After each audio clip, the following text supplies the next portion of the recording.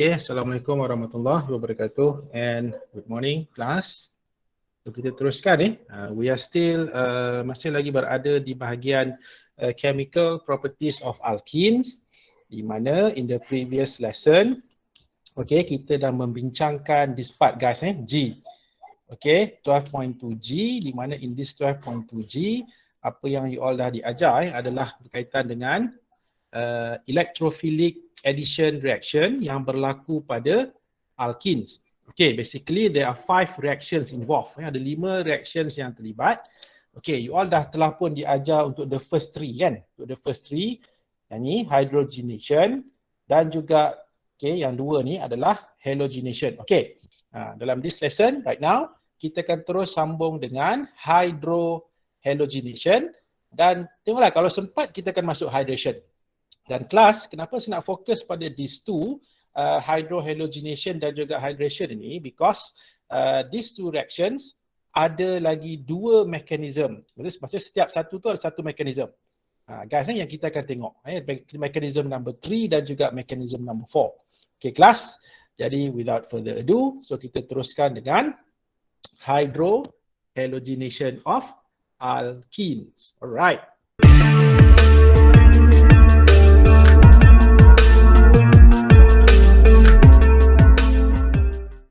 In this reaction class yang disebut sebagai hydrohalogenation ini, so apa yang berlaku adalah in this reaction hydrogen halides, di sini hydrogen halide yang biasanya digunakan sama ada hydrogen bromide ataupun hydrogen chloride lah. Walaupun dalam ni punya nota ni dimasukkan juga hydrogen iodide dan juga hydrogen fluoride kan. Tapi normally these two kita katakan rarely lah, maksudnya jarang kita gunakan. Yang biasa commonly used adalah hydrogen bromide ataupun hydrogen chloride. Di mana when this hydrogen halides kita tindak balaskan dengan alkene, so what happen actually, kita akan dapat suatu compound yang dikenali sebagai haloalkanes. Now let's look at the general equation class. General equation. Right, so let's say kita dapat kat sini, we have an alkene. We have an alkene. So apa kita buat guys? Kita tindak balaskan dengan hydrogen halide. Remember since this is an addition reaction. Ini adalah electrophilic addition reaction kan? Jadi sama juga seperti apa yang berlaku pada dalam previous reaction, dalam hydrogenation, dalam halogenation. So apa yang berlaku kelas? This pi bond here breaks. Kan dalam double bond ni kan ada sigma, ada pi bond kan. Jadi pi bond pada carbon-carbon double bond ni akan putus. So bila putus dia akan buka 2 new branches. Dia akan buka 2 cabang yang baru di mana pada both of these carbon atoms of asalnya adalah carbon-carbon double bond. So apa kita buat guys? Kita akan insert ataupun kita akan add hydrogen dan halide. For example, katakanlah kalau dekat sini kita guna hydrogen chloride kan. Jadi kalau kita guna hydrogen chloride, maksudnya dekat sini Cl lah. Kalau let's say you guys menggunakan hydrogen bromide, so here kita akan masukkan Br, hydrogen dan Br. Jadi kelas ingat hydrohalogenation, ingat apa? Kita add, ini kelas, kita akan add hydrogen dan halide. Ataupun hydrogen dan halogen. Kita akan add hydrogen and halogen. Jadi this compound class yang kita dapat ini, so inilah what we call as haloalkane ataupun also known as apa? Also known as alkyl halide, alkyl halida ataupun alkyl halides. Guys, jadi basically this is the general equation. Ini apa yang berlakulah di dalam this hydrohalogenation. Right, now let's look at a few examples here so that you guys akan get a better view on this hydrohalogenation. Guys, untuk hydrohalogenation ini, dia sama seperti apa tahu? Dia sama seperti what happened in halogenation of alkene in water. Di mana sekiranya kita punya alkene itu symmetrical ataupun unsymmetrical, dia akan mempengaruhi produk yang kita akan dapat guys. So that's why untuk hydrohalogenation ini kita juga kena consider sama whether or not kita punya alkene itu adalah symmetrical ataupun unsymmetrical. Now let's look at these examples class. Right. So let's look at compound number 1. So what do we have here guys? Kita ada 2 butene. Okay, saya nak tanya sekali lagi. Adakah 2-butene symmetrical or unsymmetrical? Guys, symmetrical ke unsymmetrical? Jawapan dah ada dah. Symmetry. Yes, sebenarnya dah ada dah dekat atas ni, besar dia dah tulis ni kan, symmetrical alkene.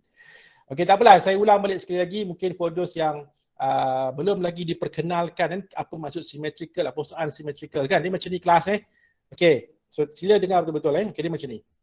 Cara kita nak kenal pasti whether kita punya alkene itu is symmetrical ataupun unsymmetrical, so apa kita buat? Pertama sekali, you guys look for the carbon-carbon double bond in the structure. So where is it? Here.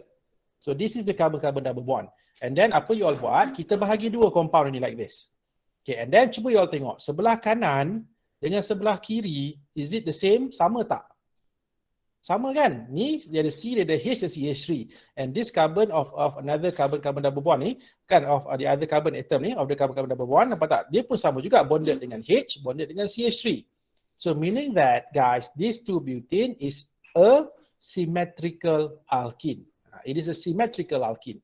Itu maksud symmetrical.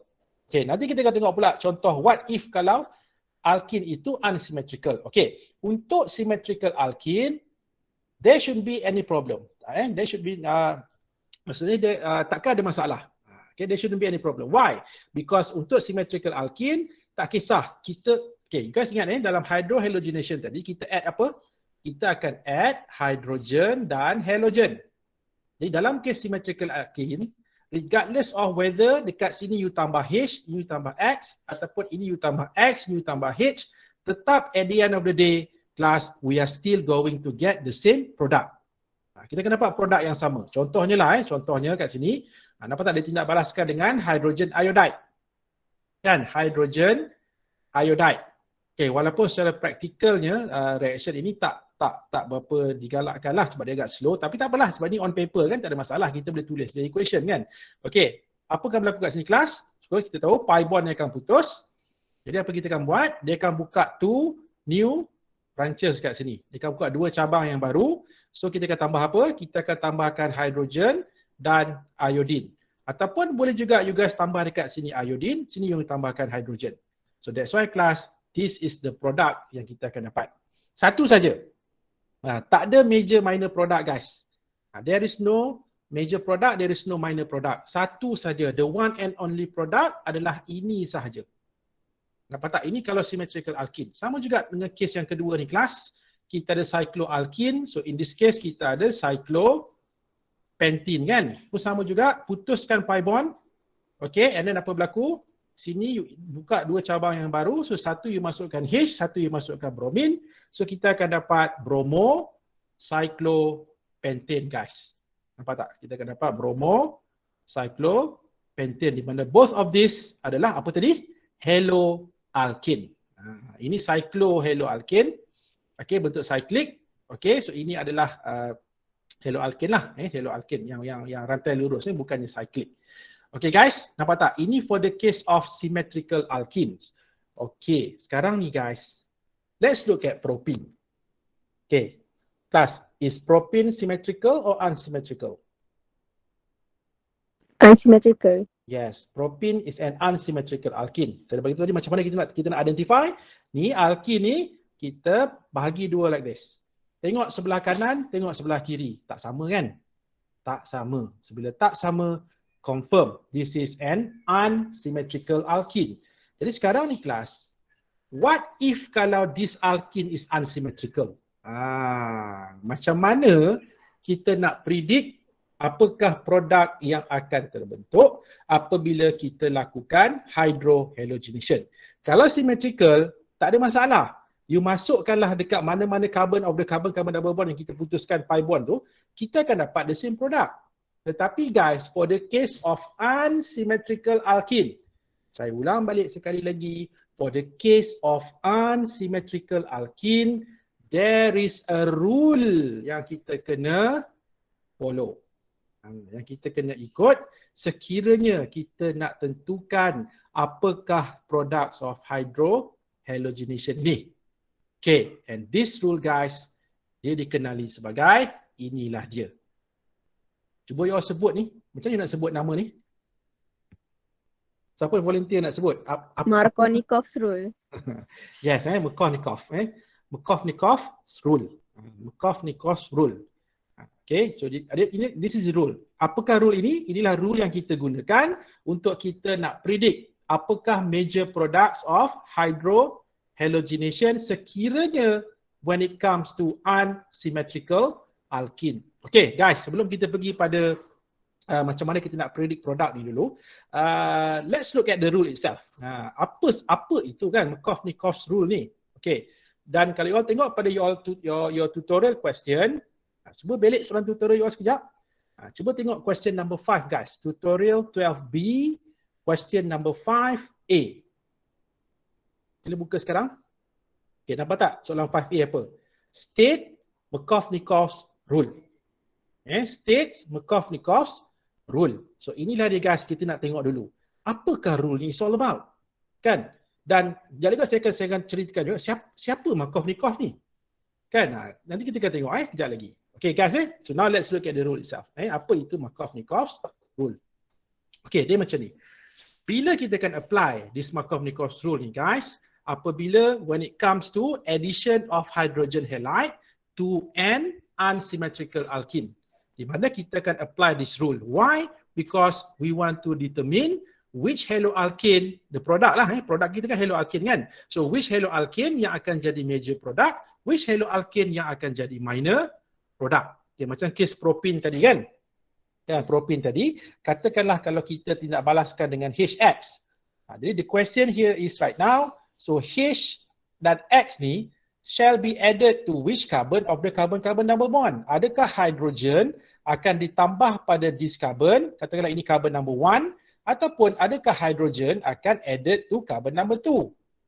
Ataupun adakah halogen added to carbon number 1 ataupun halogen added to carbon number 2? So guys, in this case, itulah dia kita akan gunakan ataupun kita akan apply this Markovnikov's rule. Jadi apa itu Markovnikov's rule? The Markovnikov's rule states that in the addition of hydrogen halide to an alkene, guys, ingat ini. I want you to tanamkan benda ini dalam you punya kepala, dalam you punya pemikiran. Ingat, when it comes to hydrohalogenation of alkene, sekiranya melibatkan unsymmetrical alkene class, ingat ini, hydrogen atom is added to the carbon atom of the carbon-carbon double bond that has the greater number of hydrogen atoms. Okey tak? Okey tak apa, kita tengok contoh lah. Let's look at propene. Tengok propene yang kita gunakan sebagai contoh ni kan. Okay, sekarang kita tahu, bila kita buat hydrohalogenation, kita akan add H dan kita akan add halogen kan. Jadi sekarang ni, kita add hydrogen dulu.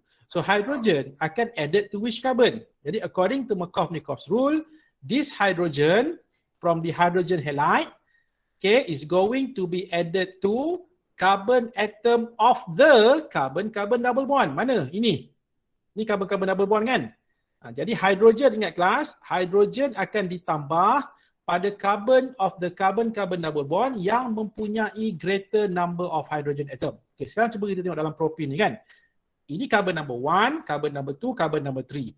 Okay, pada carbon number 1 dan carbon number 2, so both of these carbon atoms, inilah yang membentuk carbon-carbon double bond. Okay, right now, between carbon number 1, carbon number 2, mana satu carbon yang mempunyai more number of hydrogen atoms? Of course, carbon number 1. Kan, dia ada 2 hydrogen. Carbon number 2, which is another carbon yang terlibat dalam carbon-carbon double bond, mempunyai satu saja hydrogen. Yang satu lagi ni bukan hydrogen, ini alkyl, ini methyl. Okay, so in this case class, according to Markovnikov, apabila berlakunya addition of hydrogen halide, jadi hydrogen from the hydrogen halide akan ditambah pada carbon number 1. Why? Because carbon number 1 is the carbon atom with the greatest number of hydrogen atom. Dia ada 2. Carbon number 2 ada berapa? Carbon number 2 ada satu saja hydrogen. Jadi in this case, H akan added to C1, X ataupun halogen akan added to C2. Guys, C2. Jadi dalam case ini, itu yang dikatakan Markovnikov's rule.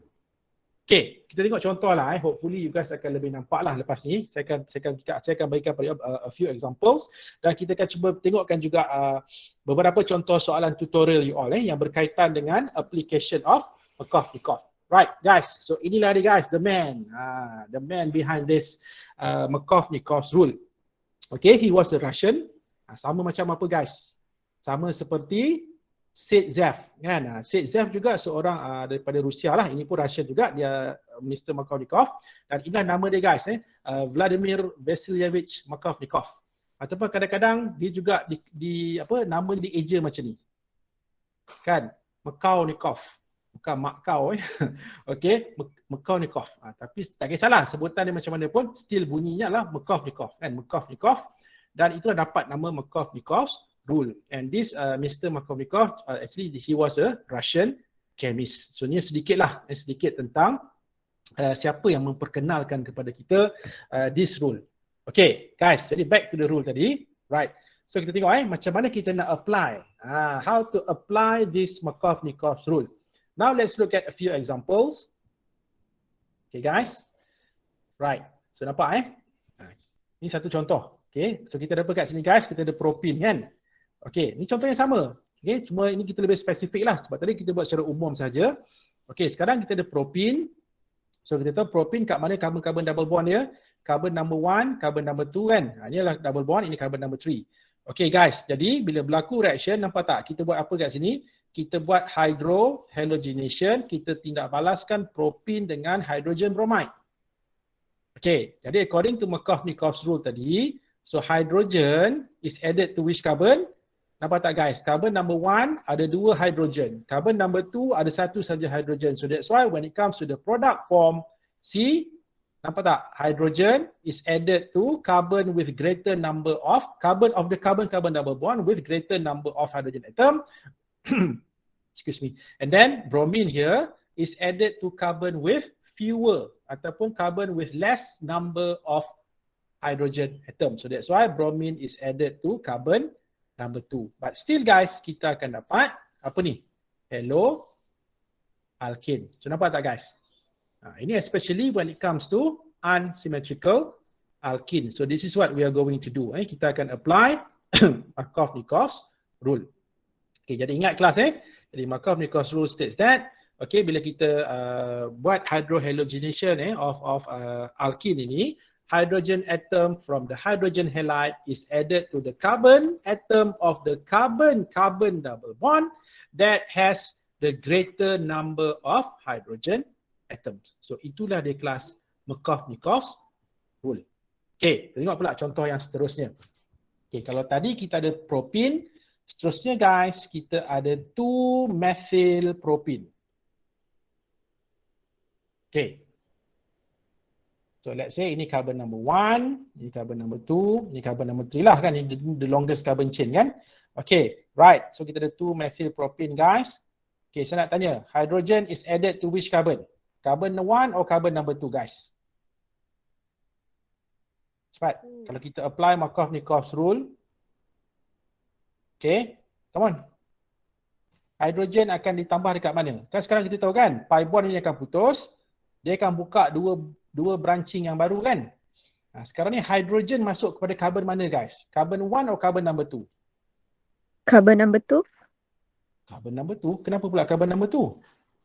Are you sure carbon number 2? 1. Cuba kita check, tak apa. Saya raikan jawapan you all Kita macam ni. Bagi yang menjawab carbon number 2, cuba kita tengok. Carbon number 2 ni, dia ada berapa hidrogen? Carbon number 2 ada hidrogen tak? Tak ada hidrogen kelas. Tak ada hidrogen.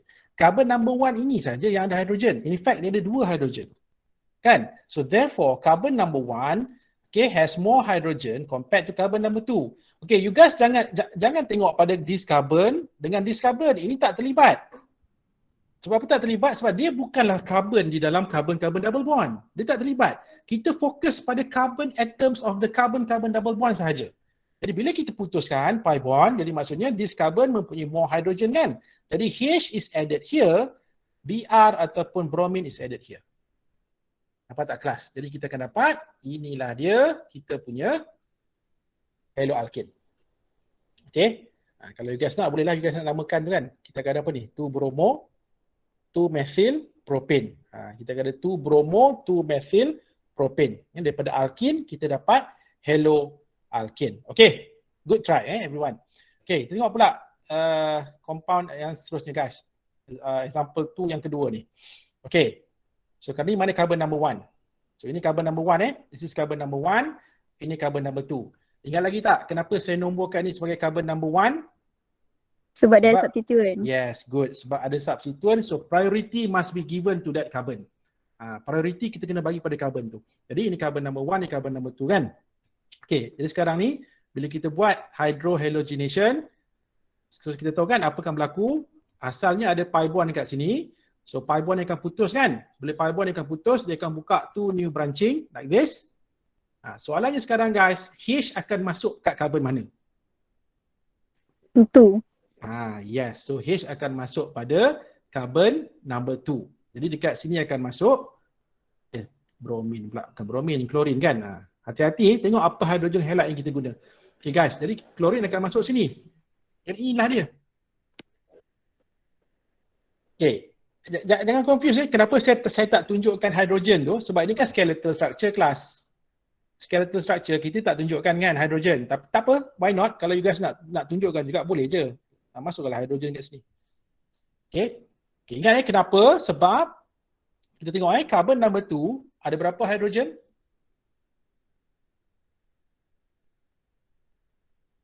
Guys, carbon number 2 ada berapa hidrogen asalnya? Ada satu kan hidrogen. Satu ada dua ke satu? Satu je kan? Okay, kalau kau tak nampak, tak apalah saya tunjukkan sekali lagi Kita buat macam ni guys. Kita jadikan dia condensed ataupun expanded. Kalau you guys tak nampak jelas kan? Okay, sekarang kita tahu ini asalnya like this. Okay, nampak tak? Ini 1, 2, 3. Dah 3 bonding kan? Maksudnya satu lagi, 4 lah kat sini. Betul tak kelas? Maksudnya this carbon number 2 dan carbon number 1 ni, nampak carbon number 1 tak ada langsung hydrogen. Carbon number 2 ada satu hydrogen. Maksudnya carbon number 2 mempunyai more hydrogen compared to carbon number 1. Sebab itu bila ikatan pi bond ni putus, bila dia buka dua cabang yang baru, so H akan masuk sini. Nampak tak? H akan masuk pada carbon number 2. So dekat carbon number 1 itu yang akan masuk apa? Klorin. Guys. So itulah dia yang dikatakan Markov-Nikov's rule. Okay. So you all kena ni lah katakanlah kalau dalam soalan tu dia bagi dalam bentuk skeletal structure, kalau let's say kata andailah kata you all tak berapa nampak kan. So tukarkan jadi condensed ke ataupun tukarkan dia jadi expanded structure so that easier for your eyes to look at. Tapi kalau siapa yang rasa dah okay dengan skeletal structure tak ada masalah. Terus je lah. Okay, boleh semua orang So ini adalah contoh.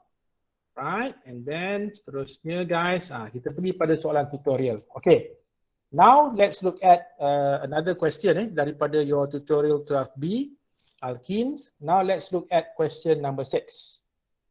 Okay, question number 6 class. Kita ada 6B 6B. Okay, kan soalan minta apa? Complete the following reaction scheme. Okay, nampak tak? Inilah dia, hydrohalogenation. Cuma kali ni kita tindak balaskan dengan hydrogen bromide. Kita apa ni kelas? Ni kalau you nak namakan, apa ni? Kita ada 2-methyl 1-butene. Ini kita ada 2-methyl 1-butene. Butene sebab 4 carbon lah. 1, 2, 3, 4. Double bond starts at carbon number 1. So that's why namanya adalah 1-butene. So pada carbon number 2 ada 1 methyl, 2-methyl 1-butene. Okay kelas, kita buat hydrobromination ataupun hydrohalogenation menggunakan hydrogen bromide. Okay, kelas. Perlu ke kita apply Markov-Nikov's rule here? Perlu atau tidak kita apply Markov-Nikov's rule? Yes. Kenapa? Sebab tak seimbang, tak simetri. Tak seimbang. Bukan tak seimbang, tak simetri. Tak simetri. Tak seimbang tu dah macam masuk lain kan. Tak simetri. Kita ada unsymmetrical alkene. Ingat kalau symmetrical alkene tak perlu kita apply Markov-Nikov ni. Kalau Markov-Nikov ni kita akan apply bila when it comes to unsymmetrical alkene. So in this case tak perlulah. So perlu kita kena apply Markov-Nichols rule because 2-methyl-1-butene adalah satu contoh unsymmetrical alkene. Okay kelas, jadi according to Markov-Nichols tadi, hydrogen atom from the HBr is going to be added to which carbon? Is it carbon number 1 or carbon number 2? Kelas. Carbon number 1. Carbon number 1.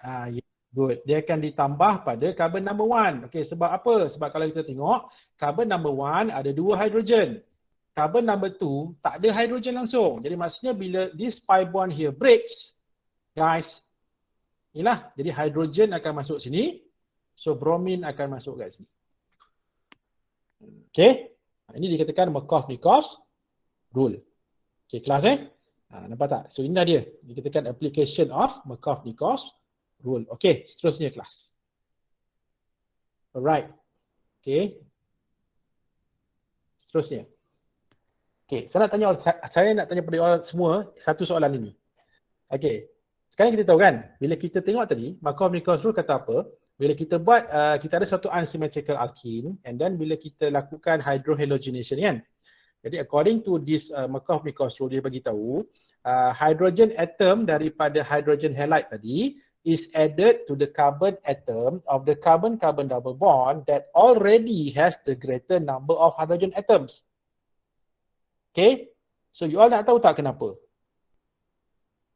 Nak tahu tak kenapa? Kenapa hydrogen atom tak ditambah pada carbon yang kurang H? Kenapa mesti kenapa mesti hydrogen atom tu, kenapa dia kena tambah dekat carbon yang banyak H? Carbon-carbon double bond yang banyak H. Kenapa tak tambah pada carbon-carbon double bond yang kurang H? Nak tahu tak kenapa kelas? Nak tahu tak? Kalau tak nak tahu, jangan kalau tak nak tahu kita nak tamat lessonnya terus kan, kalau tak nak tahu kan. Okey, nak tahu okey, sebenarnya macam ni. You all nak tahu ke, you all tak nak tahu ke, tetap kena tahu juga. Sebab apa? Sebab nak explain benda ni dekat mana tahu kelas? Dalam mekanism. Inilah dia kelas. Mekanism yang ketiga. Kan, mekanism yang ketiga. Di mana previously you all dah telah pun diajar mekanism untuk free radical substitution. Itu yang pertama. Your first ever mechanism kan. Okay, dan yang kedua, you all pun telah diperkenalkan dengan mekanism untuk apa? Dehydration of alcohols dalam penghasilan alkene tu kan. Yang lagi, dehydration of alcohol, itu yang kedua. And then ini kelas, this is your third mechanism. Mekanism apa? Mechanism of electrophilic addition. Okay, dia ada dua sebenarnya. Ini yang ketiga Yang ketiga dan yang keempat nanti dalam bila kita bincangkan hydration. Okay, so ini kita akan tengok dulu mechanism of electrophilic addition bagi hydrohalogenation of alkene. Dekat sini nanti kelas, jawapan pada persoalan tadi tu akan dijawab dekat sini. Jadi, kena tunggu sampai habis lesson ni lah kalau you nak tahu. Kenapa? Kenapa hydrogen kena tambah ni? Kenapa Markov-Nichols rule tu macam tu? Kan? Okay, kita akan tengok dalam this mechanism class. Okay. Right. Jadi to explain this mechanism ni kelas, mechanism yang ketiga ni ataupun mechanism untuk addition of hydrogen halide to an alkene, saya nak gunakan satu contoh dulu. Okay, saya nak guna satu contoh. So hopefully dengan this example, you all akan lebih nampak lah. Kalau akan lebih nampak yang dikatakan macam mana dikatakan this mechanism kan. Okay, so here guys, saya nak sekarang ni semua orang, let's consider this reaction. Kita ada apa kat sini? Kita ada 2-methyl 2-butene guys. Okay, kita ada 2-methyl 2-butene di mana kita tidak balaskan dengan hydrogen bromide. So nampak tak guys, ini kita dapat kita punya produk. Ya, kita akan dapat apa ni? Kita akan dapat 2-bromo. Okay, 2-methyl butane. Okay, 2-bromo, 2-methyl butane. Okay, persoalannya sekarang, macam mana kita nak explain this reaction through this mechanism? Itu yang kita nak buat sekarang di kelas. Okay, so semua dah bersedia dan saya harap semua orang sila fokus betul-betul apa yang kita nak bincangkan ini. Saya takut nanti ada yang lost along the way kan. Sebab apa? Sebab mechanism pun dia melibatkan beberapa steps yang you all kena tahu. Okay guys, jadi untuk addition of hydrogen halide to an alkene, so this mechanism, pertama sekali saya nak ingatkan, dia ada melibatkan carbocation. Dia ada melibatkan formation of carbocation. Jadi guys, seperti mana dalam the previous mechanism, apa? Dehydration of alcohol. Saya dah ingatkan sebelum ini kan dalam lesson yang lepas. Okay, ingat when it comes to formation of carbocation, always consider this. Is it possible untuk berlaku rearrangement of carbocation ataupun tidak?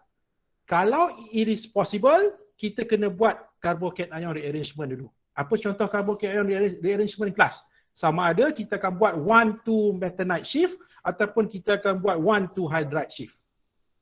Ataupun 1,2 methyl shift ataupun 1,2 hydride shift. Kita kena consider itu dulu. Okay, tapi kalau let's say carbocation yang terhasil itu tidak perlu melalui rearrangement, tak payah. Terus dia proceed dengan next step.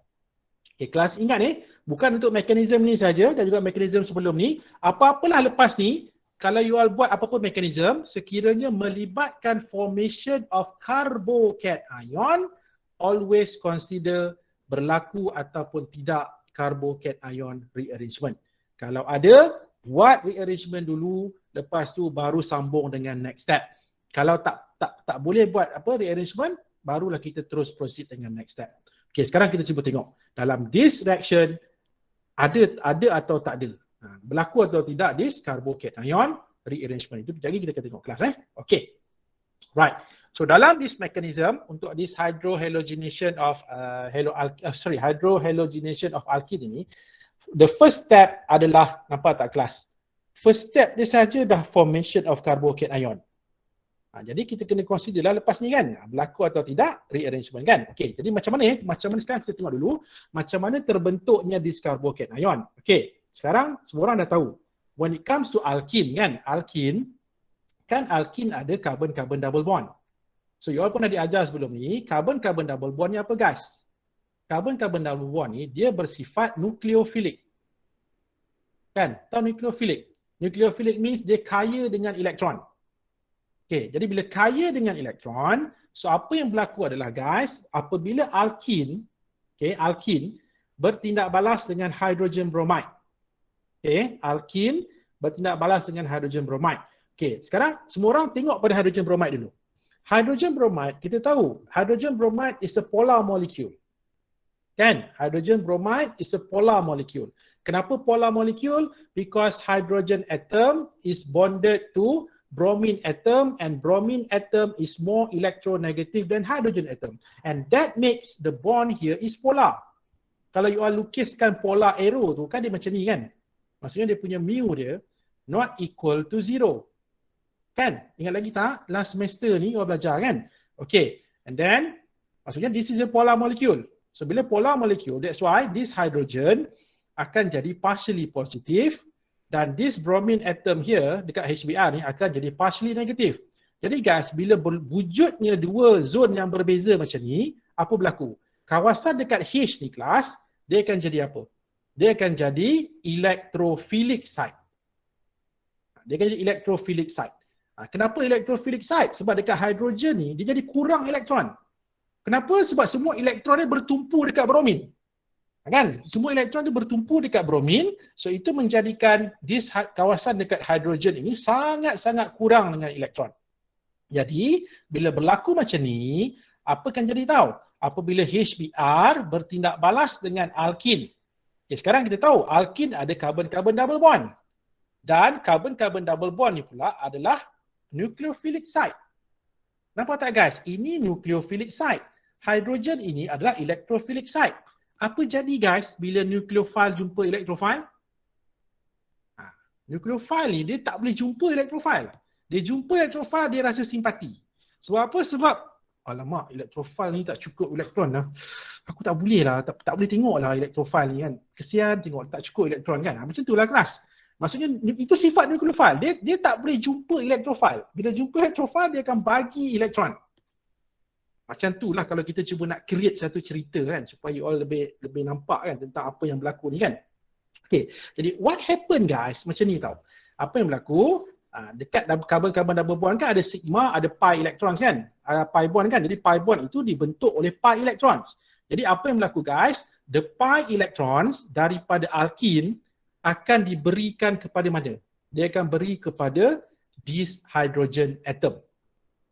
Nampak tak guys arrow dia? Nampak? Arrow itu mesti daripada carbon-carbon double bond pergi kepada hydrogen. Dan kalau you guys perasan, nampak tak arrow yang saya guna? Single headed ke fully headed? Double headed? Double headed. Kan? Double headed. So double headed means dia bagi sepasang elektron. Kalau you guys buat single headed, itu dia bagi satu elektron. Sekarang dia bukan bagi satu elektron guys. Itu radical punya cerita. Radical yes, dia bagi satu saja. Tapi sekarang ni, dia bagi sepasang elektron kepada hydrogen. In other words, apa dia buat sebenarnya? Apa yang alkene ni cuba buat? Alkene ni cuba, sebab apa sekarang alkene nampak macam mana tahu? Kalau kita cuba create satu cerita lagi, alkene nampak hydrogen ni macam tak bahagia je dengan bromin ni. Kan? Dah lah bromin ni semua bertumpu kat dia je. Dia dah abaikan hydrogen. So, tak apalah, kita panggil hydrogen tu keluar. Kan, putus je lah dengan bromin ni kan. Buat apa kan, macam ni kehidupan sengsara macam ni kan. Macam tu lah kelas. Jadi, apa yang alkene ni cuba buat, dia akan bagi elektron pair kepada hydrogen. So, in other words, dia tarik hydrogen tu keluar. Sebab kelas, hydrogen ni, walaupun macam mana pun, dia tak akan keluar dengan sendiri. Guys, hydrogen ni, dia tak boleh keluar dengan sendiri guys. Sebab apa? Sebab dia perlu something yang trigger dia untuk keluar. Kalau nak harap dia keluar sendiri tak ada. Sebab hydrogen. Kan hydrogen kalau nak keluar dengan sendiri, kalau tak ada orang nak terima dia, takkan dia nak keluar. Kan sebab tu dia keluar tu atas dasar ada spesies lain yang akan support dia. Okay, faham everyone Okay, jadi dalam this case guys, apa yang berlaku kalau kita tengok kan. So this carbon-carbon double bond, dia akan abstract ataupun dia akan tarik ni H ni keluar. So bila H ni keluar guys, H ni dia akan keluar sebagai H+.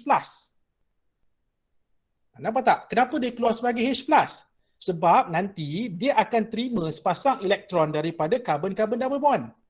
Sebab tu dia keluar sebagai H+. Bila dia keluar sebagai H+, guys, apa jadi pada this bond? This bond akan putus. Nampak tak? Sekarang ni hydrogen, dia keluar, dia bawa elektron tak? Dia tak bawa elektron guys. Dia tak bawa apa-apa elektron. Dia keluar itu sehelai sepinggang. Dia keluar tanpa bawa apa-apa elektron. Jadi maksudnya, bromin itu, bila putus ikatan dekat sini, bromin atom dalam HBr ini guys, dia akan get a pair of electron daripada hasil perkongsian elektron yang asalnya tu. Nampak tak? H keluar sebagai H+. Okey, so bila H keluar sebagai H+, guys, saya nak tanya, H+ ni apa? Hydrogen ion kan? Kan hydrogen ion. Hydrogen ion ni guys, saya nak tanya. Hydrogen ion, is it electrophile ke nucleophile? Kelas, hydrogen ion. Cation ion. Secara umum cation ion. Cation ion is a nucleophile ataupun electrophile? Kelas, takkan tak kenal lagi ni. Electrophile. Electrophile. Nampak tak? Kita tahu sekarang ni, H+ adalah electrophile. Nampak tak kelas? H+ ataupun hydrogen ion yang keluar daripada hydrogen bromide tadi, dia adalah electrophile. Jadi, nampak tak? Jadi maksudnya, H+ akan pergi mana? H+ akan ditambah kepada alkene tadi. So, nampak tak guys? Apa yang ditambah dulu? Electrophile is added first. Nampak tak? Electrophile is added first. Sebab tu guys, itu dapatnya nama electrophilic addition. Ni saya dah dedahkan rahsia ni. Okay, rahsia dah terbongkar lah. Kenapa dapat nama electrophilic addition? Sebab electrophile is added dulu.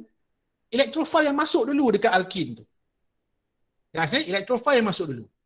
Sebab tu dapat nama electrophilic addition. Kan ada satu lagi addition, nucleophilic addition kan? Itu berlaku dekat mana? Itu berlaku dekat carbonyl compound. Itu nantilah bila kita masuk chapter carbonyl compound tu. Itu nucleophilic addition. Kalau nucleophilic addition, nucleophile is added first. Tapi kalau electrophilic addition, electrophile is added first to the alkene. Yang akan ditambah dulu ke dalam alkene. Okey, seterusnya kelas. Sekarang H+ dah keluar. H+ dah keluar, dia dah say bye-bye. Dia dah say bye-bye bromin. Okay, semoga kita bertemu lagi kalau ada jodoh kan. So bye-bye bromin. So dia akan pergi dekat alkene. Cuma guys, sekarang ni dekat alkene ini, carbon-carbon double bond ni ada dua carbon guys. Ada dua carbon. Jadi hydrogen ion ni Okay, dia nak pergi dekat mana? Dia nak pergi pada dis carbon ke ataupun dis carbon? Okay, sebab apa? Sebab betul karbon-karbon double bond ni kaya dengan elektron. Tapi masalahnya karbon-karbon double bond ni dia berkongsi guys elektron ni. Dia berkongsi antara dua karbon.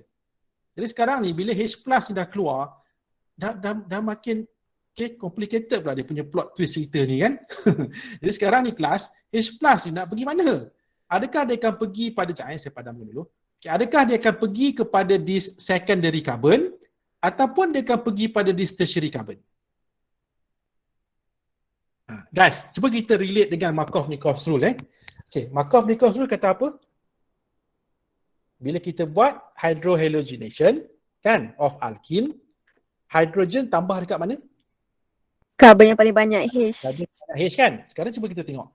Antara secondary carbon ni dengan tertiary carbon ni guys, okay, ataupun inilah kalau ikut pada ni, ini carbon number 1, ini carbon number 2, ini carbon number 3 kan. Kalau kita nomborkan daripada kiri kan, 1, 2, 3, 4. Okay, so kalau kita tengok kat sini, antara carbon number 2 dengan carbon number 3, so which carbon mempunyai more hydrogen?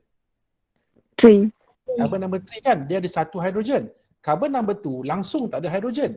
Jadi kalau ikut pada Markov-Nikolsky rule tadi, hydrogen akan ditambah kepada carbon yang banyak H. So itulah apa yang berlaku kelas. Tapi Markov-Nikolsky sendiri, dia tak explain kepada kita. Kalau orang nak tahu, Markov-Nikolsky ni, dia punya rule kan, dia punya rule itu dibina ataupun diperkenalkan berdasarkan kepada hasil keputusan eksperimen yang banyak eksperimen dibuat. Dia dapati kalau kita ada unsymmetrical alkene, hidrogen akan masuk pada karbon yang banyak H. Itu daripada keputusan eksperimen. Tapi kalaulah Markov-Nikolsky masih hidup sehingga sekarang, kan kalau kita tanya pada masa tu pun Markov-Nikolsky dia pun tak boleh nak explain guys kenapa macam tu result dia. Tapi sebenarnya ini ada kaitan dengan apa tahu? Ini ada kaitan dengan ini kelas.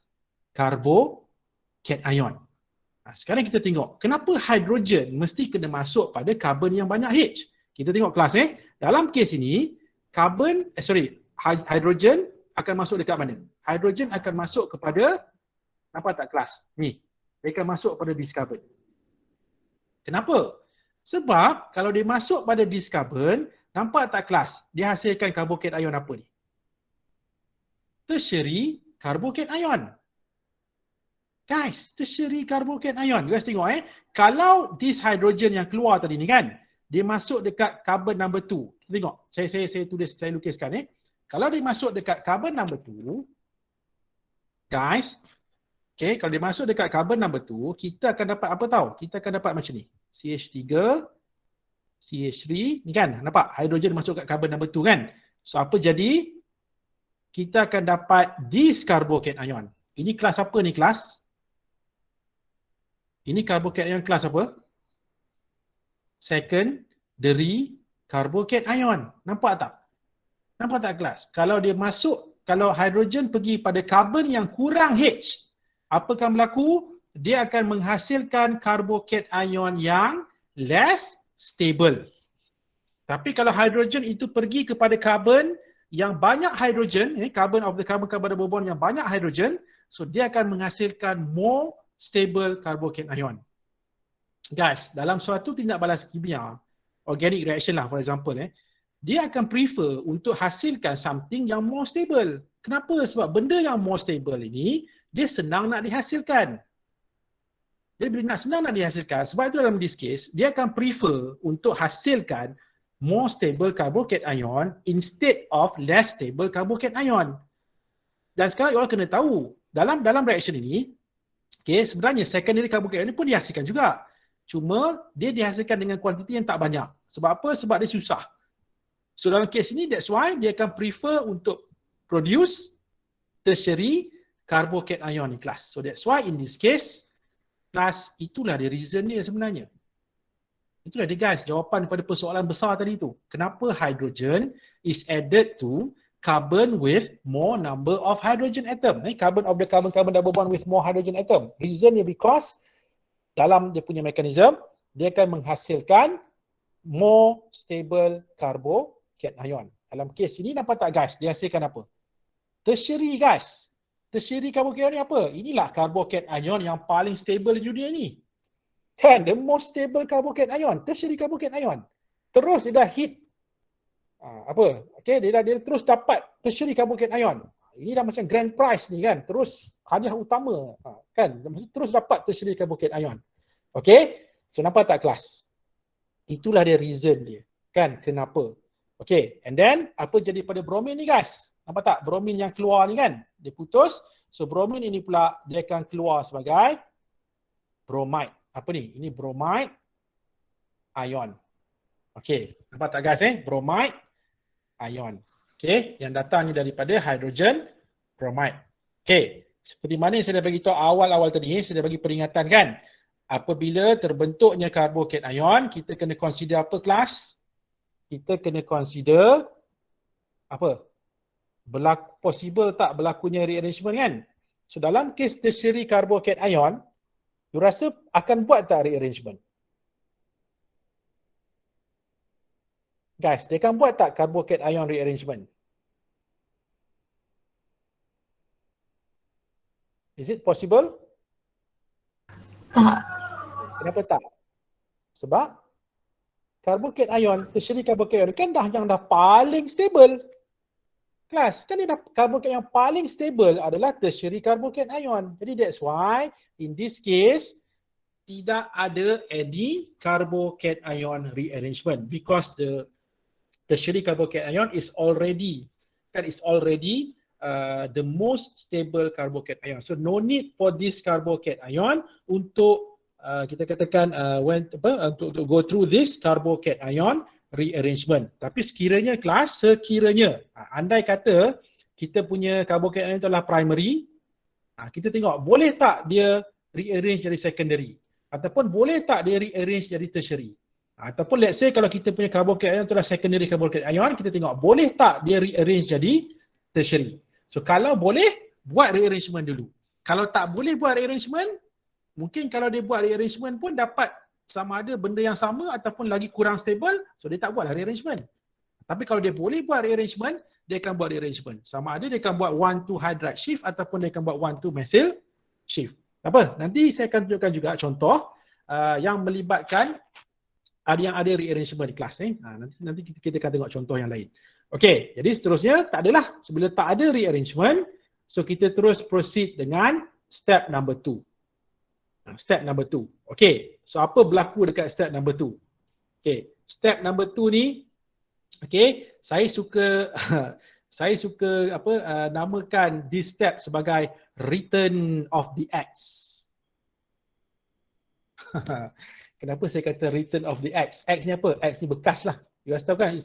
X kan? Maksud X macam ex-boyfriend, ex-girlfriend kan? Return of the X. Kenapa saya kata return of the X? Sebab guys, dalam this step 2, apa yang berlaku adalah halide ions. Okay, ingat lagi tak halide ion? Yang terhasil daripada hydrogen halide tu kan?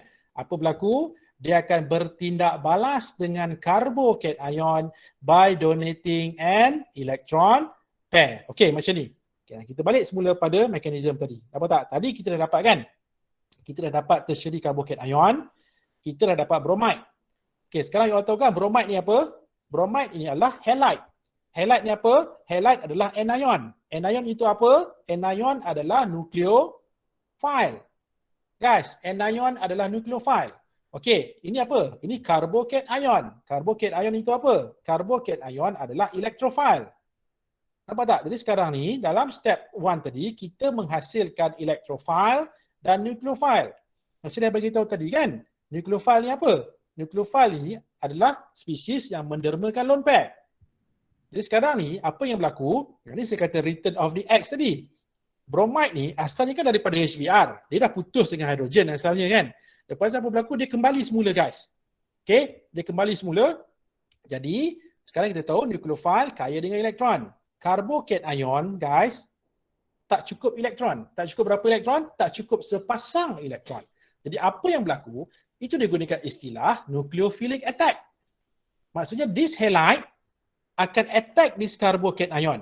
Walaupun nama dia attack, dia bukanlah attack sebenarnya. Bukan, you guys jangan bayangkan dia serangan ganas tu tak. Attack ni maksud dia akan bagi sepasang elektron. Dia akan bagi sepasang elektron daripada halide, dia bagi kepada carbocation. Jadi kita akan tunjukkan macam mana. Kita tunjukkan menggunakan this arrow class.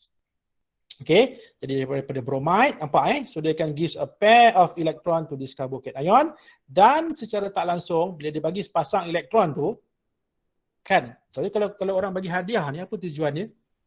Nak berdamai kan? Nak make truce kan? Nak buat perdamaian kan? So sebenarnya dia nak berdamai lah tu kan? Tadi dia dah putus dengan hidrogen kan? Lepas tu apa berlaku? Guys, bila dia bagi sepasang elektron pada this carbocation secara tak langsung dia dah membentuk a new covalent bond with this carbon. Maka dengan itu terhasillah apa guys? Terbentuklah kita punya main produk kita, haloalkane ataupun alkyl halide. Inilah dia kelas. Nampak tak? Jadi, okay, ladies and gentlemen, so inilah dia yang dikatakan mekanisme untuk apa? Hydrohalogenation of alkene. Tapi ini untuk kes apa? Ini untuk kes sekiranya carbocation tidak berlaku rearrangement. Kelas. Tak berlaku rearrangement. Okay. Nanti kita akan tengok. Macam mana pula contoh kalau dia melibatkan carbocation rearrangement. Okay. So now let's look at this example class. Kita buat ni sama-sama. Okay. So kali ni kita ada apa pula guys? Kita ada 3-methyl 1-butene. Kita ada 3-methyl-1-butene dan sekali lagi 3-methyl-1-butene adalah satu contoh unsymmetrical alkene. Unsymmetrical alkene. Jadi apa kita buat dalam this reaction? This 3-methyl-butene bertindak balas dengan hydrogen chloride. So kita akan dapat this is the product guys. Cuma soalannya sekarang dia minta apa? Dia minta you all tuliskan the mechanism for this reaction. Ataupun mekanisme untuk apa? Hydrohalogenation. Hydrohalogenation of alkene. Okay guys, so now let's do this. Okay, tadi kita dah bincang kan? Untuk hydrohalogenation of alkenes, basically ada berapa steps involved? Ada 2 step. Okay, basically ada 2. Dia akan jadi 3 bila sekiranya kalau ada berlakunya carbocation rearrangement. Kalau ada carbocation rearrangement, yes guys, dia akan jadi 3 steps. Tapi kalau tak ada carbocation rearrangement, macam previous example kita bincang tadi tu, so itu cuma ada 2 steps saja involved. Okay, now let's look at this 3-methyl-1-butene. Okay, kelas So dalam step 1, apa yang berlaku adalah, okay, so this, kita punya 3-methyl-1-butene ni guys, dia akan bertindak balas dengan hydrogen chloride kan? Jadi sekarang kita tahu hydrogen chloride, this hydrogen is partially positive, ini adalah partially negative because hydrogen chloride is a polar molecule kan? Okay, dan kita tahu carbon-carbon double bond adalah suatu nucleophilic site. So what happen here, okay, this alkene ini dia akan dermakan ini guys, dia akan dermakan this pi electrons ni. Nah sekarang kita tahu kan pi electrons ni consist of berapa elektron? Ada 2 elektron dekat sini. Jadi these 2 electrons ini yang dia akan bagi pada this hydrogen. Tapi you guys hati-hati bila kita nak lukiskan arrow itu mesti datang daripada this pi electrons. Bukan daripada salah satu carbon ini guys, bukan. But you all kena faham, this pi electrons dikongsi tau. Dia dikongsi oleh dua carbon ini. Jadi that's why bila kita tunjukkan arrow itu mesti daripada double bond itu pergi kepada H. Dan kita dia buat dekat bawah lah. Tak kisahlah, you guys nak buat ke atas macam ni pun boleh juga. Atas ke bawah kan, it doesn't matter guys, sama saja. Okay, cuma ini dia buat dekat bawah tak apalah. Dia buat dekat bawah sama je. Okay, jadi sebenarnya apabila dia bagi elektron, pi elektron di dekat hidrogen ni, apa maksud dia? Maksud dia tarik H ni keluar guys. Dia tarik H ni keluar. Dan H ni daripada HCl ni, hydrogen chloride ni, bila dia keluar, dia akan keluar sebagai hydrogen ion. Kenapa dia keluar sebagai hydrogen ion yang kita dah bincangkan tadi? Sebab dia akan terima elektron pair daripada mana? Dia akan terima elektron pair daripada these pi electrons. Ataupun in other words, dia akan buat covalent bond. Dia akan form satu new covalent bond. Guys, okay. Cuma sekarang ni, masalahnya, apabila H ni keluar, okay, H ni keluar kan? Okay, sekarang kita tahu, okay, originally, ataupun asalnya, these pi electrons are shared between these two carbon atoms. Kan? Ni, pi elektron ini dikongsi oleh dua carbon atom ini. So right now, apabila this pi bond breaks, kan, apabila ikatan pi ni putus dan dia akan pergi pada H ni, the question here right now, which carbon guys? Which carbon of this carbon-carbon double bond yang akan form a new covalent bond dengan hydrogen? Which carbon guys? You rasa which carbon? Is it carbon number 1 or carbon number 2 yang akan buat ikatan dengan hydrogen? Carbon number 1. Carbon number 1. Kan, carbon number 1 itu yang akan buat ikatan dengan hydrogen.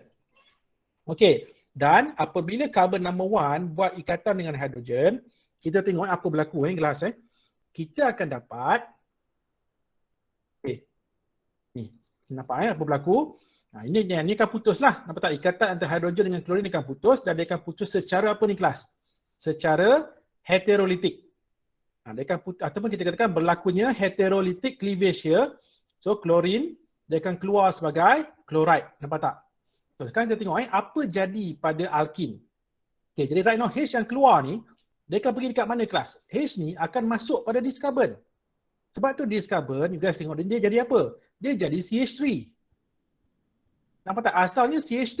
Tapi bila dia dah terima satu hidrogen ataupun ni yang pi elektron ni digunakan untuk buat covalent bond dengan this hydrogen, sebab tu dia jadi CH3.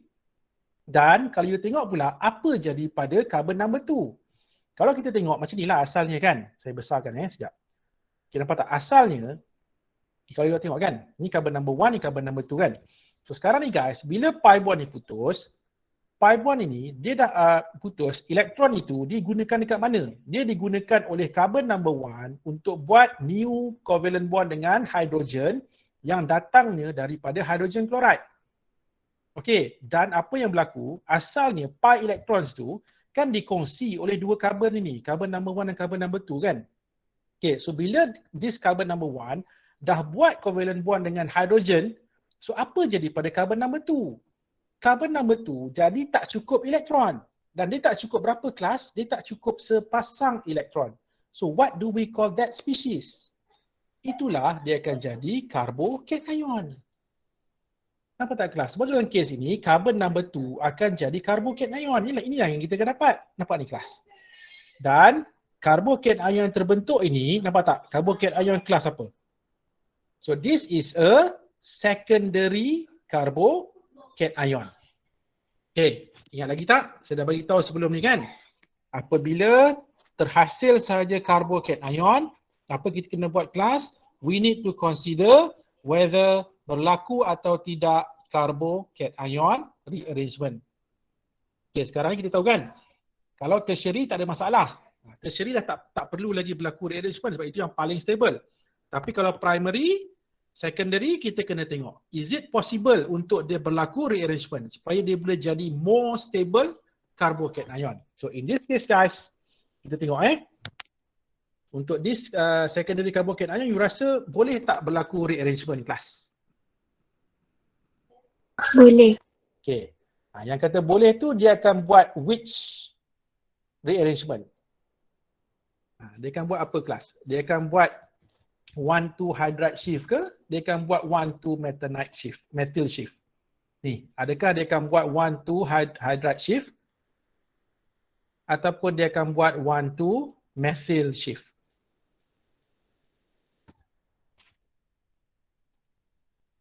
What do you think? Okay, sekarang secondary kan? So boleh tak daripada secondary carbocation, boleh tak guys dia jadi tertiary? Boleh tak dia jadi tertiary carbocation? You kata ni boleh kan? Okay, so bila kita boleh, macam mana tu? Macam mana dia nak jadi tertiary carbocation guys? Dia akan buat carbocation rearrangement kan? Okay, which one is it? Is it dia akan pindahkan hydrogen ataupun dia akan pindahkan methyl daripada karbon bersebelahan?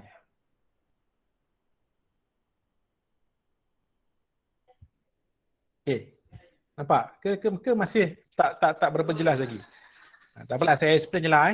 Ini kalau senyap macam ni maksudnya you all pun ragu-ragu nak menjawab ni kan. Okey, tak apa. Kita tengok sekali lagi kelas macam mana dia katakan carbocation ion rearrangement ni. Okey, dia macam ni.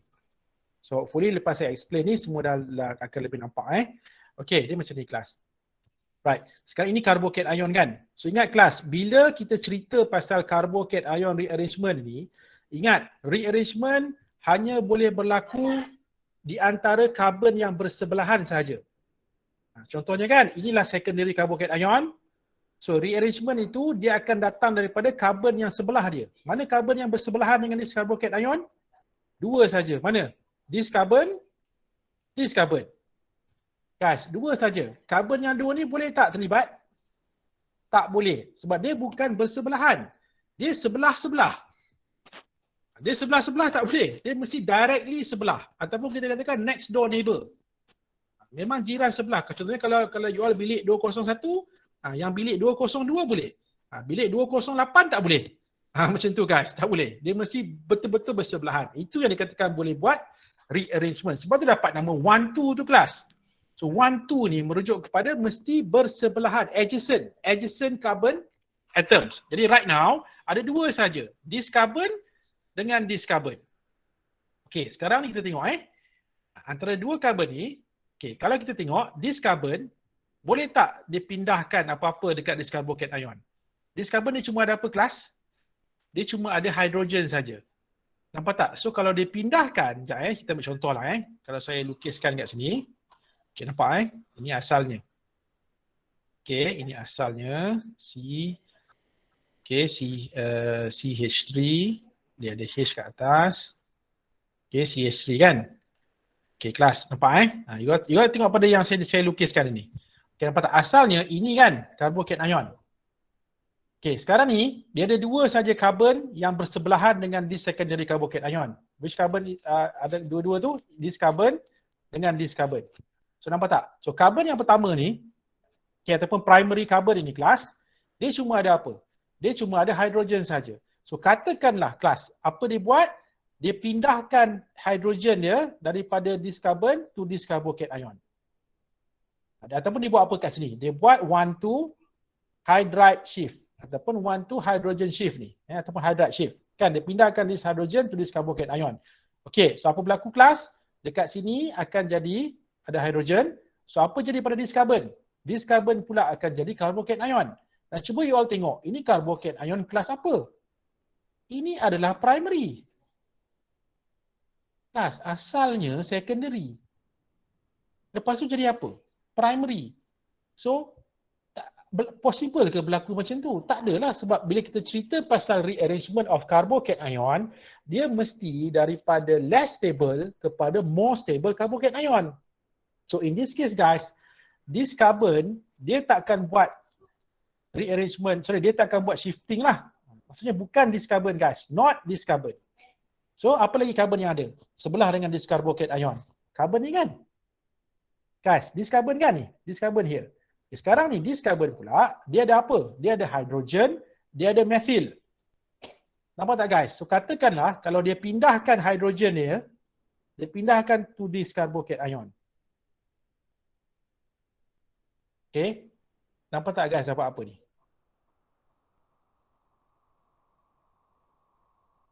See? Apa kita dapat kelas? Ni. Apa carbocation ion ni? Tertiary. Nampak tak? Dia menghasilkan tertiary carbocation ion. Kan itulah carbocation ion yang paling stable. So that's why guys, in this case, dia akan buat apa? Dia akan buat carbocation ion rearrangement di mana dia akan pindahkan apa? Ni kelas. Dia akan pindahkan hidrogen ni daripada sini, dia akan pindahkan kepada this carbocation ion. So carbon ini yang akan jadi carbocation ion. So daripada secondary, dia akan tukar jadi tertiary. So that's why in this case, yes. Yes guys. Yes, dia akan berlakunya carbocation ion rearrangement. Okay, berlakunya rearrangement. So macam mana cara dia? Inilah kalau kita, you all kena tunjukkan jadikan ni sebagai step number 2. And then baru kita proceed pada step yang seterusnya. Jadi dalam step number 2, so apa akan berlaku?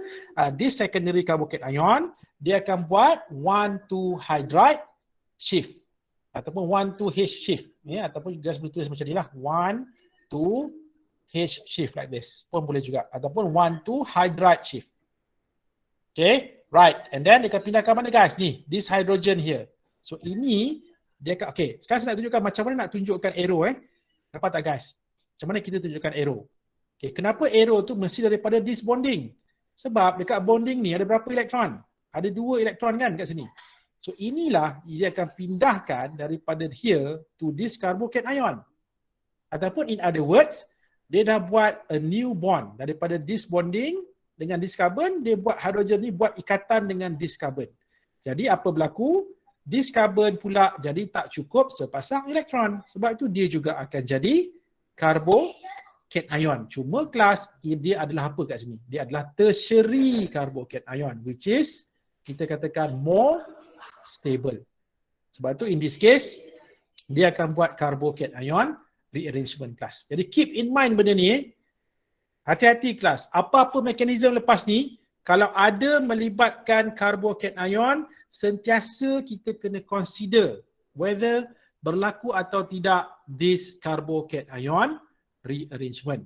Okay, and then barulah guys daripada this tertiary carbocation ion, kita akan proceed dengan step yang seterusnya.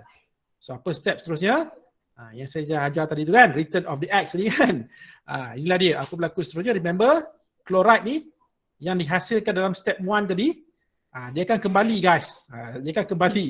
Dia kembali semula di mana dia akan bertindak balas dengan apa? Sebab chloride ni kan adalah apa? Chloride ni kan adalah nucleophile. Kan, carbocation ion apa? Carbocation ion adalah electrophile. Jadi apa berlaku? Nucleophile akan gives a pair of electron to this electrophile. Jadi bila kita tunjukkan using the arrow, so daripada chloride, dia akan pergi pada carbocation ion. And guys, finally kita akan dapat, inilah dia kita punya halo alkane. Okay, right. Okay, boleh semua orang? Jadi itulah dia. Kalau melibatkan apa ni, guys kena ingatlah lepas ni kalau ada melibatkan carbocation ion, kita kena tengok sama ada berlaku atau tidak rearrangement. Kalau ada rearrangement, buat rearrangement dulu. Lepas tu barulah kita proceed dengan step yang seterusnya. Okay, so nampak saya dah tunjukkan pada dua contoh. Satu yang tak ada rearrangement of carbocation ion, satu contoh yang ada rearrangement of carbocation ion class. Okay, right, seterusnya. Okay, inilah tadi kan, persoalan tadi kan. Kalau yang saya tanya pada dalam lesson tadi kan. So do you want to know why the hydrogen atom is added to the carbon atom of the carbon-carbon double bond that has the greater number of hydrogen atoms? Dan you all pun tadi saya dah nyatakan kenapa reason ni kan. Reason dia sebab, inilah dia. To produce more stable carbocation ion. Nampak tak kelas? Sekiranya guys, kita tengok kalau hydrogen ni, okay, kalau kita tengok kan hydrogen ni, ini dia masuk dekat mana? Hydrogen masuk pada karbon yang banyak H. Mana karbon yang banyak H ni? This karbon yang banyak H kan? Tapi andai kata hydrogen ni dia masuk pada this carbon, kita tengok guys, apa kita akan dapat? Kalau hydrogen ini masuk pada this carbon, kita akan dapat this structure.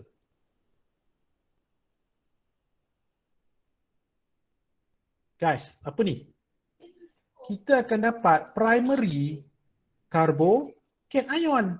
Nampak tak? Sebab tu hydrogen dia akan masuk kepada ataupun added to carbon of the carbon-carbon double bond with more hydrogen. Sebab kalau dia pergi pada carbon yang banyak hydrogen, dia akan hasilkan more stable carbocation ion.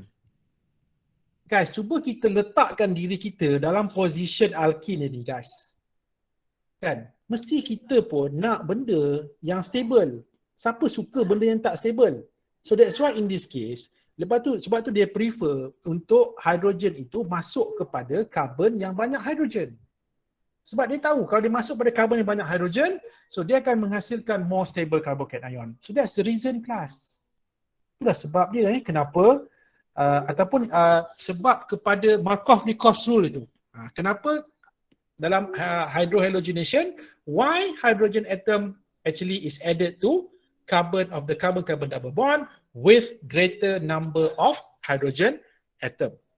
Okay, reason dia because of this. Untuk menghasilkan more stable carbocation. Dalam kes ni nampak tak? Ini primary kan? Of course dia tak nak, tak stable. Secondary, yelah secondary pun taklah stable sangat. Tapi at least guys, daripada secondary ni dia boleh buat apa? Dia boleh rearrange lepas tu jadi tertiary. See? Nampak tak? So that's the reason. Dia berkaitan dengan stability of carbocation. Okay. Right. So now let's look at another question of your from your tutorial 12B.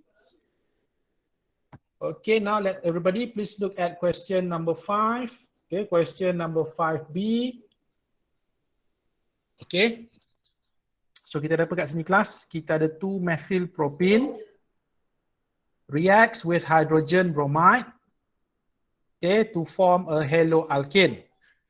Okay, write the reaction equation. Okay, saya nak, I give you 30 seconds. Cuba tuliskan dulu this equation. Guys, cuba tulis dulu this equation.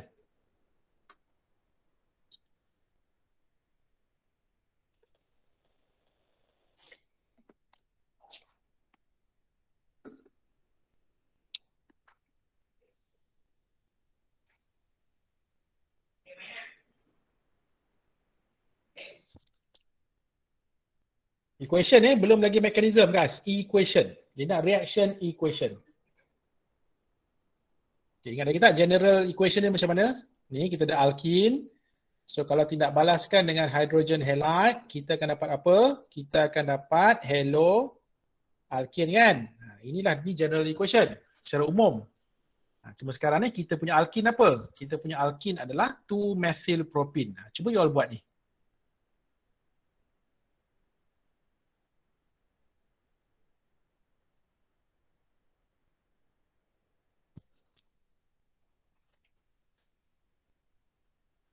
Okay, are you done?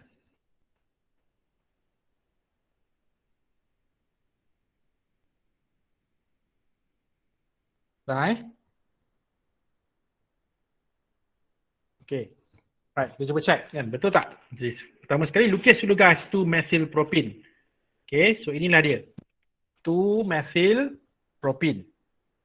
Okay, 2-methyl propene. So pada carbon number 2 ada methyl 2-methyl propene. Okay, and then tindak balaskan dengan apa?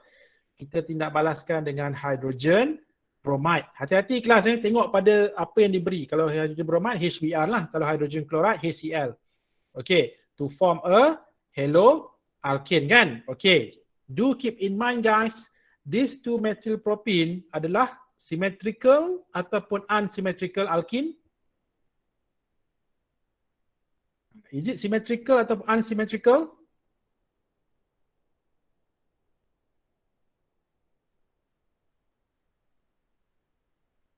Yes. Symmetrical atau tidak? 2-methyl propene. Unsymmetrical. Yes, good. Unsymmetrical. Jadi bila unsymmetrical, kita kena apply apa? Apa rule dia kelas? Kalau unsymmetrical alkene, hydrohalogenation? Markovnikov's rule. Markovnikov's rule. Guys. Okay, you all kena tahu ni sebab apa? Kadang-kadang mungkin soalan akan tanya, what is the rule applied here? Yes guys, pernah ada soalan macam tu. Kita kena nyatakan apa rule tu. Dan jangan tersalah tulis lah. Salah tulis mesti salah jawapan nanti So kita akan apply Markovnikov's rule. Jadi according to Markovnikov's rule, when it comes to unsymmetrical alkene, sekiranya kita buat hydrohalogenation, jadi hydrogen is added to carbon of the carbon that has greater number of H. Jadi in this case, H akan masuk kat mana? Pada this carbon lah. Sebab this carbon ada 2 hydrogen. Carbon yang ini tak ada hydrogen. Jadi apa yang berlaku guys? So H is added here. Okay, bromine akan added here. Okay, jadi apa berlaku? Kita akan dapat this haloalkane. Dapat tak guys jawapan? Sama tak dengan equation you all? Cuba check. So daripada 2-methyl propene, ini pun kalau you all nak namakan lah. Kalau kita namakan ini, namanya adalah 2-bromo 2-methyl propane. Okay, kita akan dapat 2-bromo 2-methyl propane plus. Okay, so this is the haloalkane lah, ataupun this is the equation the equation of this reaction. Okay, setakat ni ada apa-apa nak tanya tak? Anyone? Semua okey ke? Boleh Okay, so seterusnya kita tengok pula soalan yang kedua. State the type of reaction involved, guys. Baca soalan betul-betul. State the type of reaction. So apakah dia kelas? Type of reaction. Ingat alkene, ingat apa? Alkene. Apa type of reaction berlaku pada alkene? Starts with E, kelas. Apa ni?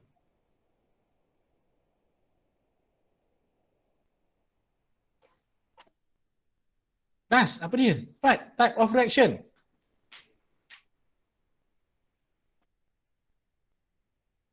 Elimination. No, bukan. Oh, sebab E elimination. Apa pula elimination? Ni guys, tengok ni. Asalnya ada double bond. Lepas tu double bond putus, masuk tambah dua benda. Tambah dua apa bonding yang baru. Tambah. Addition. So ini adalah addition. Tapi kenapa saya kata start dengan E tadi? Lebih spesifik untuk alkene kan kita dah buat mekanisme tadi kan. Bila dalam step 1, apa yang ditambah dulu guys? Hydrogen ion kan? Hydrogen ion itu apa? Hydrogen ion adalah electrophile. Sebab tu type of reaction yang berlaku pada alkene guys adalah electrophilic addition reaction. Guys, ingat itu type of reaction. Anyway, good try, tak apa, salah tak apa, kita belajar lah, kan tak apa. Okay, so electrophilic addition reaction. Dan jangan keliru kelas, bukannya, satu lagi bukan ini. Kerana ada student jawab ini, ada student akan jawab hydrohalogenation of alkenes. Apa beza ni kan? Saya terangkan sekali lagi lah takut masih ada lagi yang kurang jelas. Dia macam ni tuan kelas. Hydrohalogenation of alkenes ini adalah name of reaction. Ini nama tindak balas. Tapi kalau electrophilic addition, ini adalah type of reaction. Jenis tindak balas. Kita ambil contoh lah. Kita ambil contoh. Contohnya macam halogenation. Halogenation, setakat dah 2 topik you all dah belajar ni kan. You guys belajar kat mana? Yang pertama, the first halogenation you belajar dekat alkene. Kan, halogenation of alkene. Itu nama tindak balas. Tetapi jenis, apa jenis dia? Jenis adalah free radical substitution. Okey, dalam alkene pun guys, ada juga halogenation. Ada halogenation juga dalam alkene. Tetapi halogenation dalam alkene, jenis tindak balas dia adalah electrophilic addition. Nampak tak perbezaan? Kan, nama reaction ni boleh jadi banyak. Tapi jenis tindak balas tak banyak guys. Jenis tindak balas kalau ikut yang asasnya ada 4 saja. Apa? Elimination, addition, rearrangement, substitution. Yang lagi tak ES yang 4 yang saya suka sebut guna ES ni kan. Ni elimination, addition, rearrangement, substitution. Cuma untuk addition ni kelas dia ada 2 lah. Nanti you akan yang sekarang you all belajar ni electrophilic addition. Nanti dalam carbonyl compound dia ada satu lagi kelas addition reaction yang dikenali sebagai nucleophilic addition.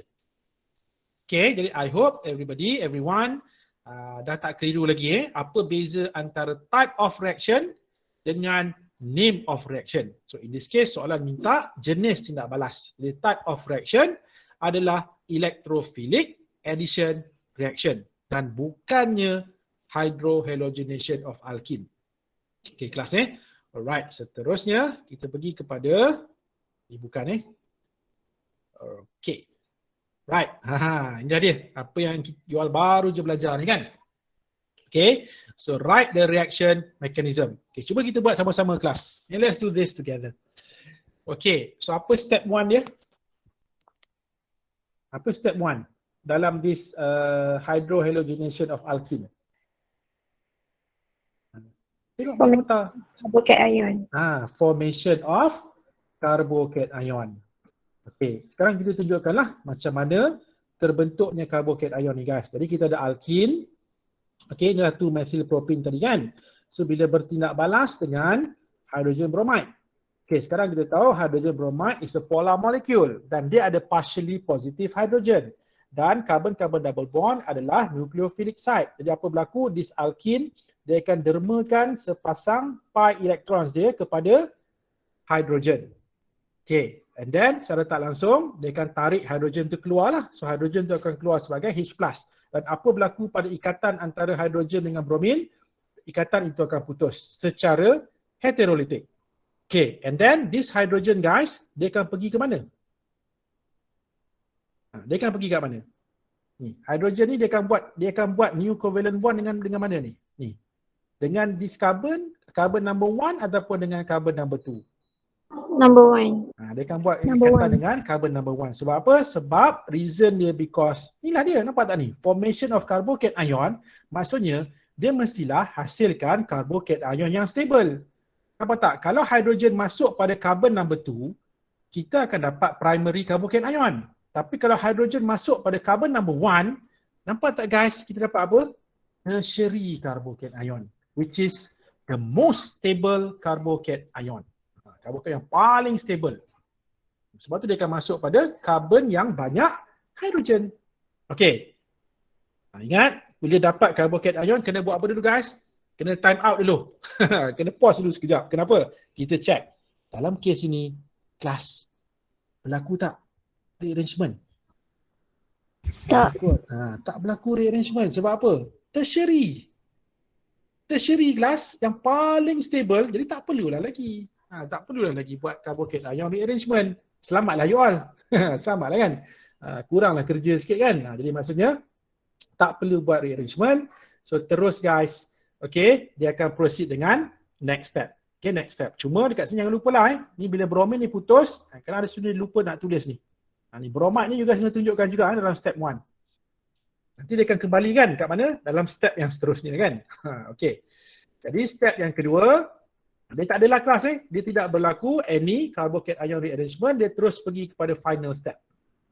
Okay, so step yang terakhir apa berlaku?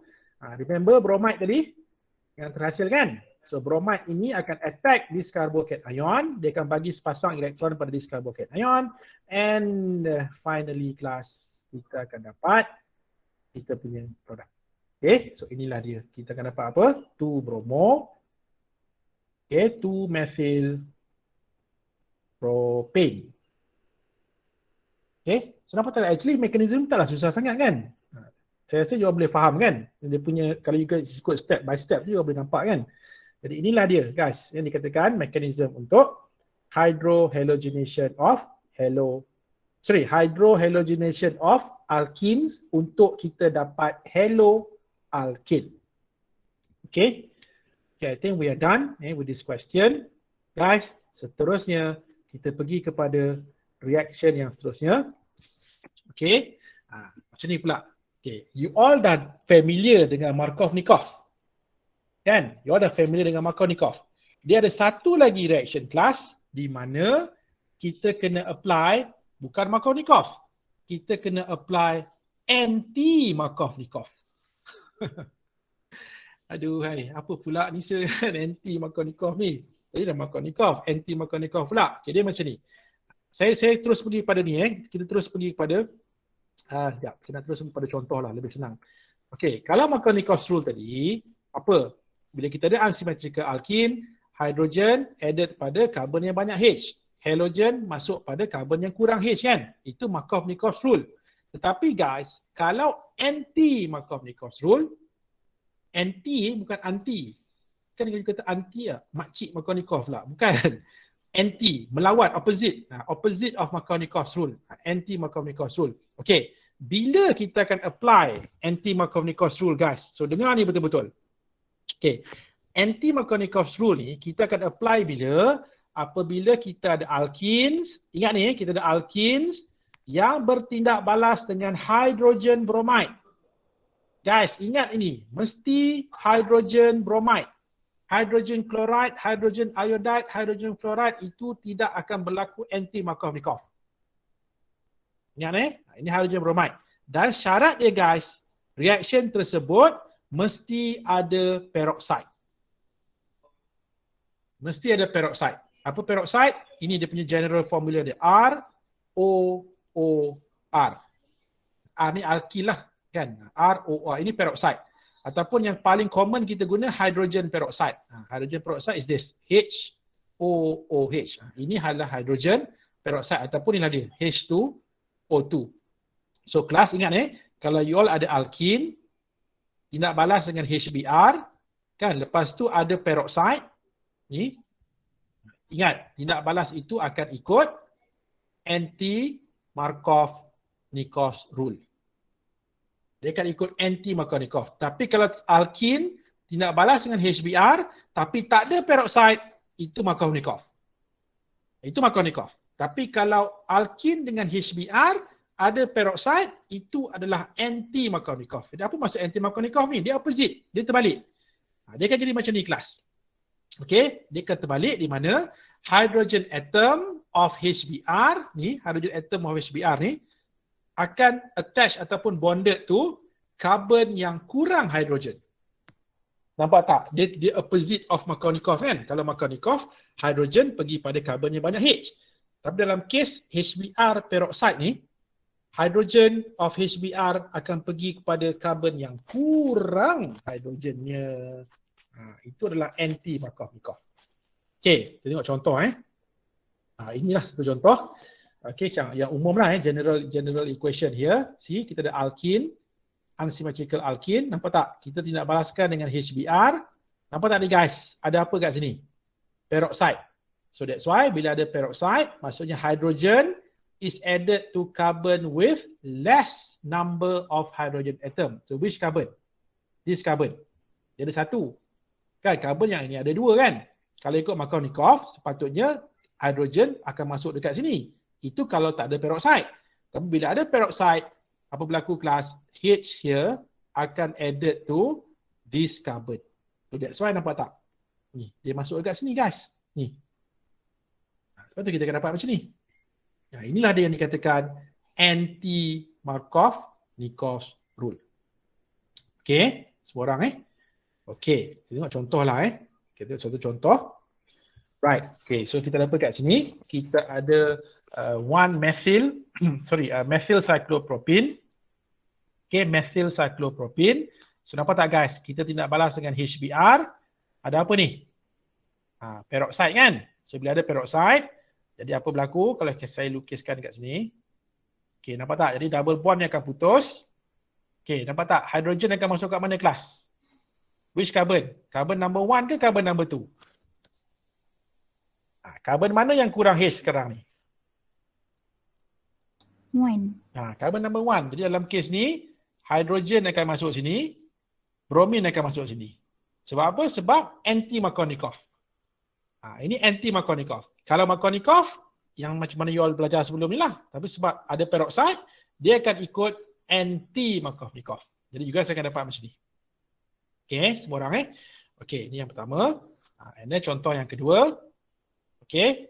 Kenapa compound yang sama ni? Kejap. Lemak, dia, sorry. Dia tersalah kopi ni. Kejap Kelas Okey, yang compound yang kedua, dia macam ni. Okey. Faham. Saya ingatkan tersalah ni. Ini beza dia apa? Yang kedua ni, sorry guys. Yang kedua ni, ini tak ada peroxide. Saya ingat tadi terkopi soalan yang sama. Okey, saya tak perasan. Yang ni tak ada peroxide. Nampak tak? Bila tak ada peroxide, apa berlaku di kelas? Anti-Markov-Nikov ke Markov-Nikov? Markov-Nikov. Jadi bila Markov-Nikov, maksud dia kan, hydrogen masuk kepada carbon yang banyak H. Mana carbon yang banyak H? Carbon number 1 atau carbon number 2? Carbon number 2 kan. Jadi H akan masuk sini. So Br yang akan masuk sini. Nampak tak guys? Inilah perbezaan antara yang atas ni tadi. Ini adalah anti-Markov-Nikov. Ini anti-Markov-Nikov. So yang bawah ni adalah Markov-Nikov. Okay. Ingat syarat untuk anti-Markov-Nikov, dia mesti HBr guys. Even kalau you guna HCl, ingat HCl ada peroxide, itu bukan anti-Markov-Nikov. Package untuk anti-Markov-Nikov ni, dia mesti hydrogen bromide peroxide. Other than this, dia adalah Markov-Nikov. Okay? Alright. Okay guys So ni contoh untuk anti-Markov-Nikov rule. Okay. Kita kembali semula kepada soalan 6B of your tutorial question, tutorial 12B. Okay, dapat tak kelas? Cuba you tengok soalan 6B. See, kita ada alkin. Nampak? Kita ada HBr. Apa ni kelas? Apa ni? What is this? Peroxide. ROOR. Peroxide. Inilah peroxide. So, bila peroxide, maksudnya kita akan ada anti-Markov-Nikov. Jadi maksudnya hydrogen akan added mana? Hydrogen akan added to this carbon. So, bromine akan masuk dekat sini. Nampak? Hydrogen masuk sini, bromine akan masuk dekat sini.